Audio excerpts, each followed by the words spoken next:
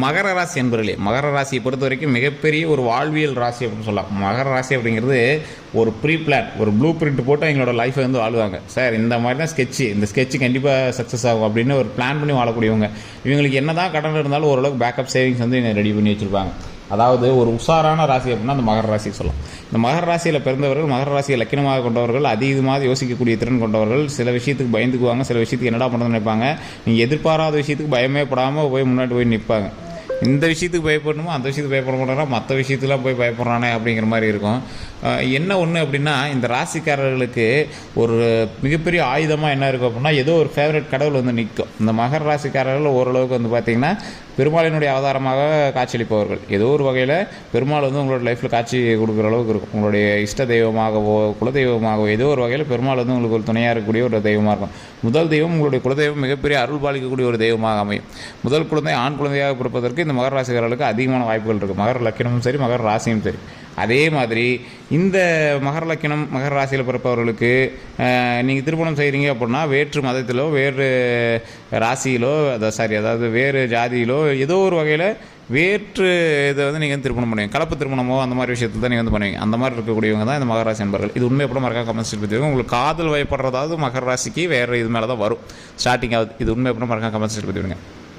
அதே மாதிரி மகர ராசிக்காரர்களுக்கு சமீபத்தில் சில விஷயங்கள் நடந்திருக்கும். அந்த விஷயங்கள் இனி வரக்கூடிய காலங்களில் நீடிக்குமா அப்படிங்கிறதுக்கு ஒரு கேள்விக்குறி. அதை தெரிஞ்சுக்கணும் அப்படின்னா இது ஒரு மிகப்பெரிய சீக்ரெட் அப்படின்னு சொல்லலாம். அதை தெரிஞ்சுக்கணும்னா கீழே ஃபோன் நம்பர் கொடுத்துருக்கேன். அந்த ஃபோன் நம்பருக்கு ஃபோன் பண்ணி நீங்கள் உங்களோட ப்ராப்ளத்தை சொல்லி நீங்கள் சால்வ் பண்ணிக்கலாம். நீங்கள் ஜோதிடமாக பார்த்தாலும் சரி, இல்லை அடுத்து உங்களோட லைஃப்பில் நடக்க போகிற மிகப்பெரிய ஒரு வெற்றிக்கான முக்கியமான சாவியாக பார்த்தாலும் சரி, அது வந்து உங்கள் கையில் தான் இருக்குது. கீழே ஃபோன் நம்பரும் கொடுத்துருக்கேன், டிஸ்கிரிப்ஷன்லேயும் ஃபோன் நம்பர் இருக்குது. யூடியூப்பில் பார்த்துருக்கீங்களா, டிஸ்கிரிப்ஷனில் ஃபோன் நம்பர் இருக்குது. ஃபேஸ்புக்கில் பார்த்துருக்கீங்க அப்படின்னா ஸ்க்ரீன்லேயே ஃபோன் நம்பர் இருக்குது. ஃபோன் பண்ணி உங்களுடைய பிறந்த தேதி, பிறந்த நேரம், பிறந்த ஊர் சொல்லி நீங்கள் உங்களுடைய ப்ராப்ளத்தை சால்வ் பண்ணிக்கலாம். நிறைய பேருக்கு தெரியாத ஒரு விஷயம் இன்னொன்று இருக்குது.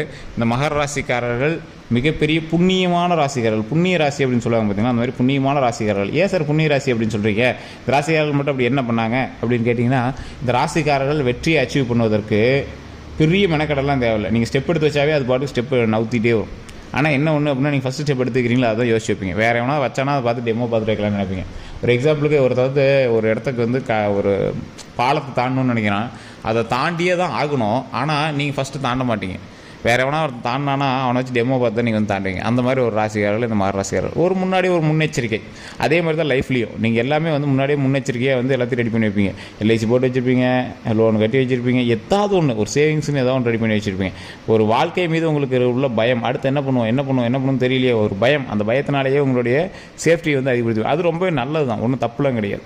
அந்த சேஃப்டி உங்களுக்கு எப்போவும் ஓரளவுக்கு பரவாயில்லையாக இருக்கும். அதே மாதிரி அந்த பயத்தை மட்டும் தூக்கி போட்டிங்க அப்படின்னா மிகப்பெரிய நன்மை கிடைக்கும். அந்த பயமே இருக்கக்கூடாது. பயத்தை மட்டும் தூக்கி போட்டோம் அப்படின்னா ஆட்டோமேட்டிக்காக நன்மை கிடைக்கும்.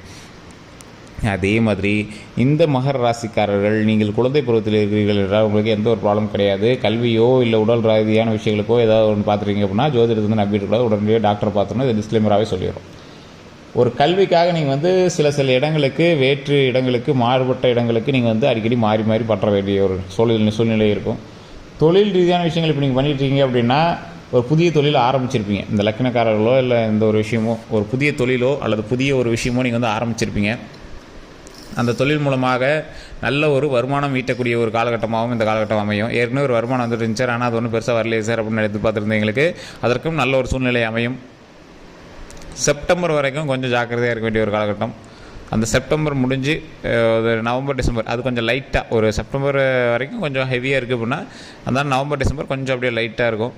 ஸோ அந்த பிரச்சனைகள் எல்லாமே தாண்டிங்க அப்படின்னா அக்டோபர் நவம்பர் டிசம்பர் மட்டும் அப்படியே கொஞ்சம் தாண்டிங்க அப்படின்னா 2026 ஓரளவுக்கு பெஸ்ட்டாக இருக்கும். 2027 சூப்பரான காலகட்டமாக உங்களுக்கு மார்ச் மாதம் மே மாதத்துலேருந்து ஆரம்பிக்கும். மற்றபடி இந்த ஆடி மாத காலத்தில் உங்களுக்கு மகர ராசி என்பவர்களுக்கு ஓரளவுக்கு கொஞ்சம் ஜாக்கிரதையாக இருக்க வேண்டிய காலகட்டம் அப்படின்னே சொல்லலாம். தொழில் ரீதியான வருமானங்கள் ஏற்ற இறக்கத்தோடு இருந்தாலும் ஓரளவுக்கு சமாளிக்கக்கூடிய தருணங்களாக அமையும். சில கடன்கள் உங்களை கழுத்தை நெருக்கக்கூடிய அளவுக்கு இருந்தாலும் கடவுள் வந்து அந்த கழுத்தை நெருப்பதை காப்பாற்றி உங்களுக்கு உயிரோடு நல்லா காப்பாற்றி நல்லா மூச்சு விடுவதற்கு நல்ல ஒரு வழி கொடுக்கும், நல்ல ஒரு வழிவகையை செய்து கொடுக்கும். அதே மாதிரி சொந்தங்களால் கொஞ்சம் உங்களுக்கு தேவையில்லாத டென்ஷனு அந்த மாதிரி இதெல்லாம் இருக்கும், அதெல்லாம் கொஞ்சம் பார்த்துருந்துக்கோங்க.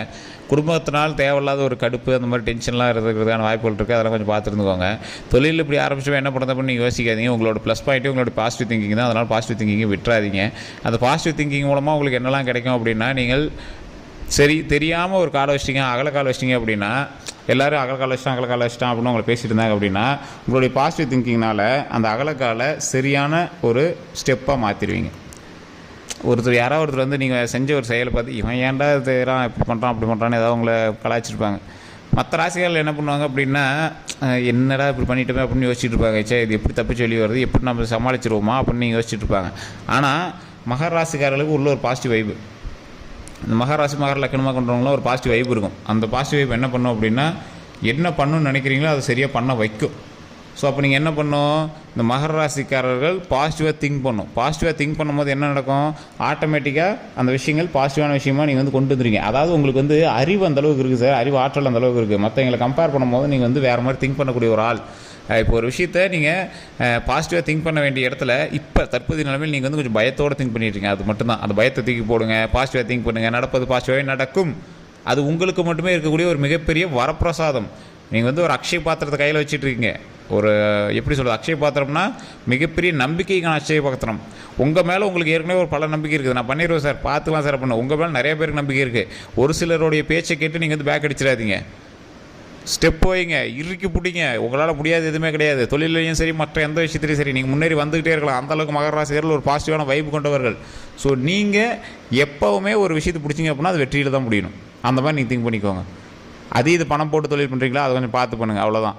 வண்டி வாங்கினாலும் கொஞ்சம் கவனம் தேவை. குடும்பத்தாரோடு சண்டை செஞ்சவர்களில் கொஞ்சம் ஈடுபடாதீங்க, அது கொஞ்சம் பார்த்துருங்க. பக்கத்து வீடு, பக்கத்து நிலம், பக்கத்து காடு அந்த மாதிரி இருக்கிறவங்கிட்ட வாய்க்கால் தகராறு, கரை தகராறு, பைப்பு தகராறு, ஏதோ ஒரு சின்ன சின்ன விஷயங்கள் உங்களுக்கு இடர்கள் இருக்கலாம். அதை கொஞ்சம் பார்த்து சமாளிச்சுக்கோங்க. தேவையில்லாத உங்கள் மேலே கந்திஷ்டிவர்கள் வருவதற்கு அதிக வாய்ப்புகள் இருக்குது. அந்த கந்திஷ்டினால சில விஷயங்கள் உங்களுக்கே தெரிய ஆரம்பிக்கும், அறிகுறிகள் உங்களுக்கே தெரிய ஆரம்பிக்கும். மகராசிக்காரர்கள் ஈஸியாக கண்டுபிடிச்சிருவாங்க. அந்த கந்திஷ்டினால தான் வந்துச்சு அப்படின்னு ஈஸியாக கண்டுபிடிச்சிருவாங்க. அந்தளவுக்கு ஒரு மகராசிக்காரர்களுக்கு ஒரு தெய்வீக ஆற்றலும் இருக்குது. அதே மாதிரி ஜோதிட ரீதியாக மற்ற எந்த விஷயத்துலையும் உங்களுக்கு ஓரளவு கொஞ்சம் நினைவு சக்தியோ இல்லை இந்த மாதிரி ஒரு தூண்டுதல் சக்தியோ உங்களுக்கு இருக்குது. அதை வச்சு ஈஸியாக கண்டுபிடிச்சிருங்க. ஆமாம் சார், நீங்கள் சொன்னது உண்மை தான் அப்படின்னா மறக்காம கமெண்ட் செக்ஷனில் பதிவிடுங்க. இந்த ராசிக்காரர்களுக்கு, இந்த மகர ராசிக்காரர்களுக்கு திருமண வாழ்க்கை ஓரளவுக்கு சூப்பராகவே இருக்கும்.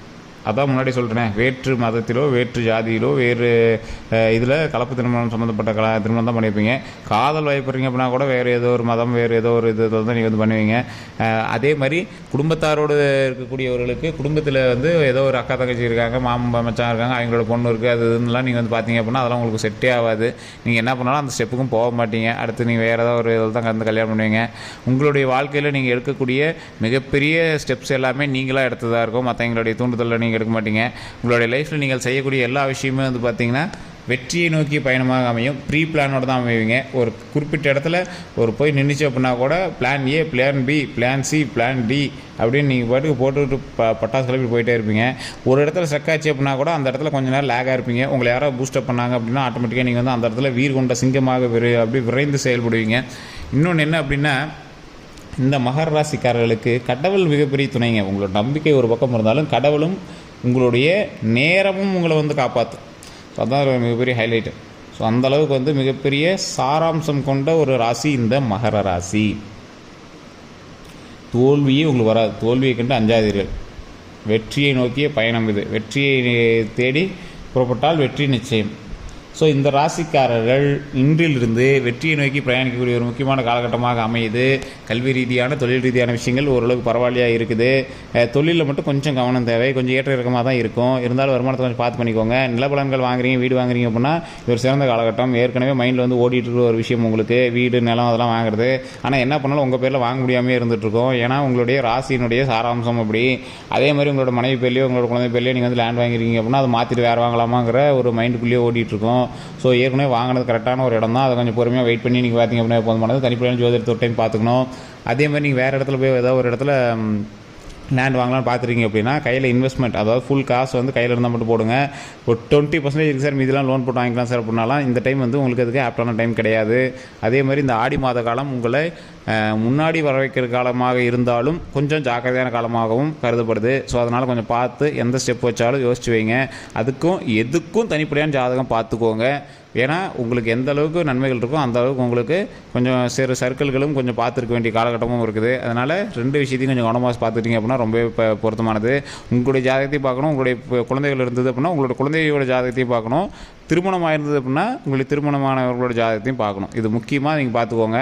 திருமணம் ஆகாதவர்களாக இருந்தீர்கள் என்றால் நீங்கள் யார் கூட இருக்கிறீங்களோ எங்களோட ஜாதகத்தை பார்த்துக்கணும். உங்களுடைய தாய் தந்தையர்கள் யாரோ ஒருத்தர் இருக்காங்க அப்படின்னா எங்களோட ஜாதகத்தை கண்டிப்பாக நீங்கள் வந்து பார்த்துக்கணும். மிகப்பெரிய நன்மைக்கு வந்து உங்களுக்கு இருக்குது. ஆனால் அது யார் மூலமாக கிடைக்குது அப்படிங்கிறத நீங்கள் ஜோதிடம் பார்த்து தெரிஞ்சுக்கணும். ஸோ வேறு ஏதாவது கருத்து இருந்தால் மறக்காம கமெண்ட் செக்ஷனில் பற்றி விடுங்க. அதேமாதிரி கீழே வந்து நம்பர் கொடுத்துருங்க. அந்த நம்பருக்கு ஃபோன் பண்ணி உங்களுடைய ப்ராப்ளத்தை சொல்லி சால்வ் பண்ணிக்கலாம். இந்த வீடியோ பார்த்துருக்கீங்க அப்படின்னா நம்ம சேனல் சப்ஸ்கிரைப் பண்ணாமல் இருந்தால் சப்ஸ்கிரைப் பண்ணிக்கோங்க. அப்படி பக்கத்தில் பெல் பட்டன் மறக்காம ப்ரெஸ் பண்ணிக்கோங்க. அதே மாதிரி பக்கத்தில் இருக்கக்கூடிய பக்கத்தில் இருக்கக்கூடிய எந்த ஒரு பெருமாள் கோயிலுக்காக இருந்தாலும் முக்கியமாக சனிக்கிழமையில் போய் வழிபட்டு வாங்க. ரொம்பவே நல்லது. எல்லோருக்கும் நன்றி நண்பர்களே.